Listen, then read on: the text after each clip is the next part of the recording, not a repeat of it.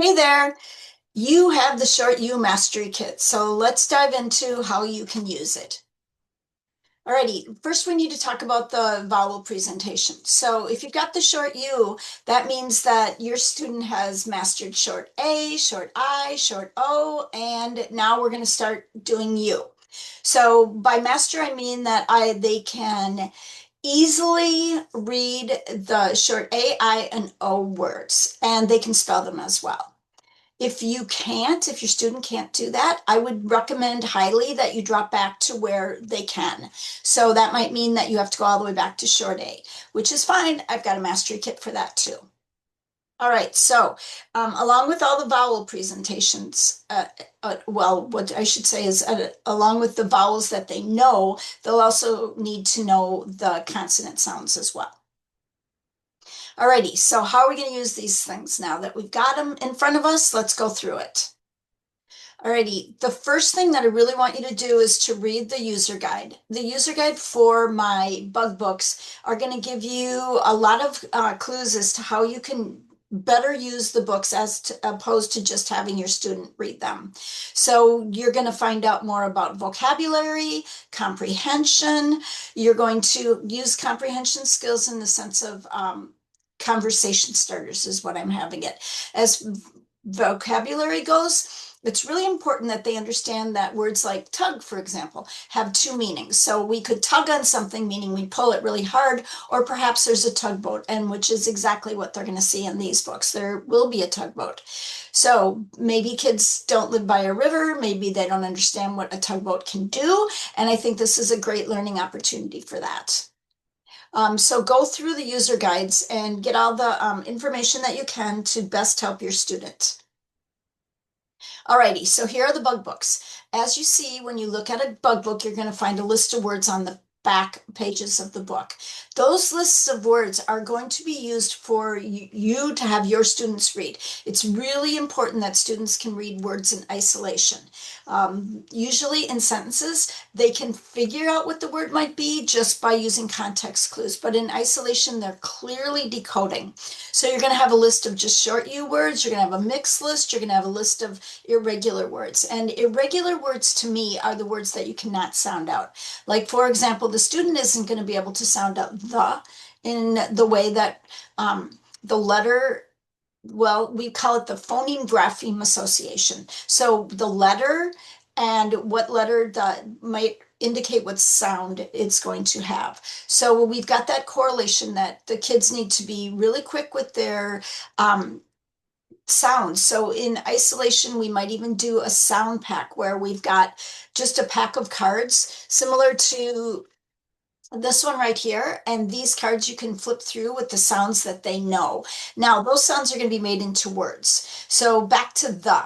So if they know t and h and well, the doesn't say those things. So we're going to be talking a little bit about schwa, maybe if your kids are ready for it. If they're not, we're just going to tell them the word is the and and we're going to spell the, T-H-E, and is just an A, and it doesn't say a or a here. It's going to say which is a schwa sound. So it's up to you whether you want to talk about the schwa with your kids when you're introducing those irregular words. But back to the books. So we've got those lists of 3 lists of words, the mixed vowel list, the short U list, and the irregular words list. You can read them before you read the book. You can read them after. You can read them both times, which should be great. All right. Now you get a wooden card holder. The wooden card holder is great. It's just been act of love by a few people I know up here in northern Minnesota. The one my friend made the card holders for me, and then another friend was able to engrave Laughing Ogre Press on them. So that's really exciting, and it's just a reminder that all my products are made here in America, and they're made by local printers and designers and everything. So I try to keep everything local. Alrighty, Us, Gus, Russ, otherwise known as Russ, Gus, Us.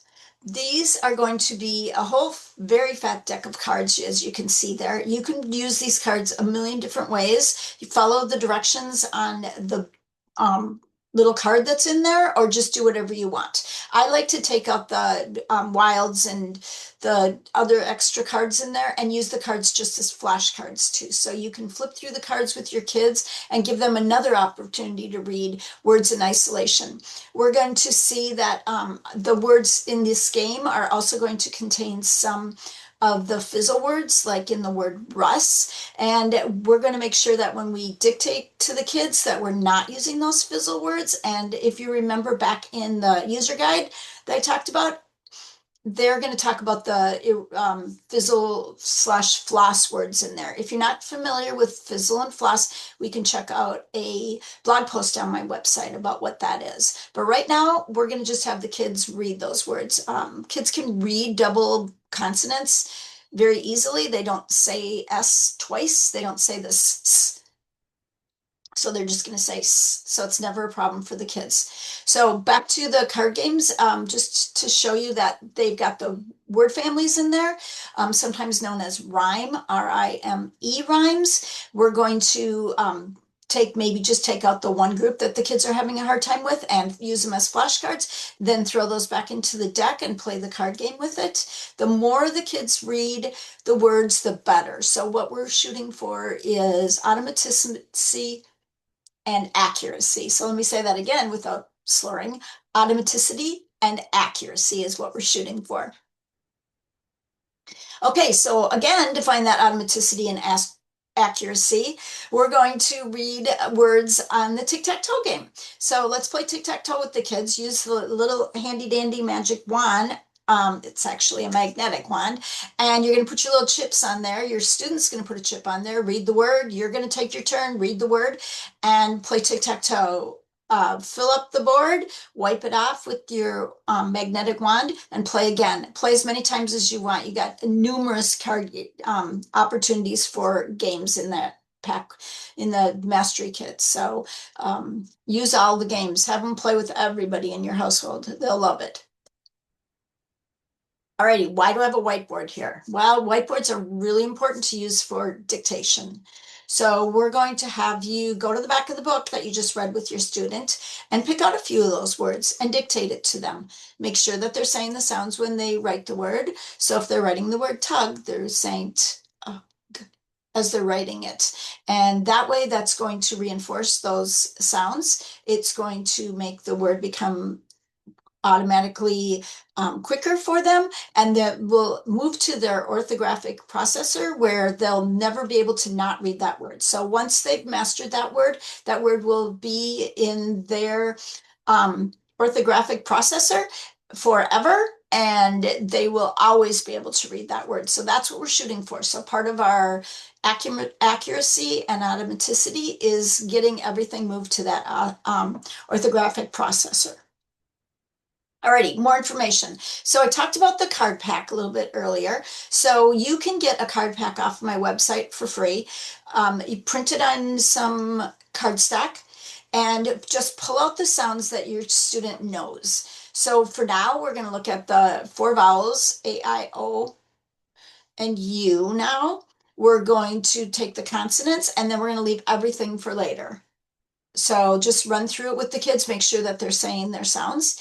And then also on the www.laughingogrepress.com, you are going to find a blog. And on that blog, there's going to be a fizzle blog that you might want to look into. So go check that out. I've got other blogs that you can look at as well. So do you have questions? I imagine that everybody's going to have a question or two. I have office hours. I want to see you. I want to hear about how this kit's working for you. I want to know how your kid's progressing. I want to know everything. I want all the tea. So give me the tea. So contact me at pam@laughingogrepress.com and I'll send you a Zoom link and we'll meet. So thanks a lot for taking the time to view this video.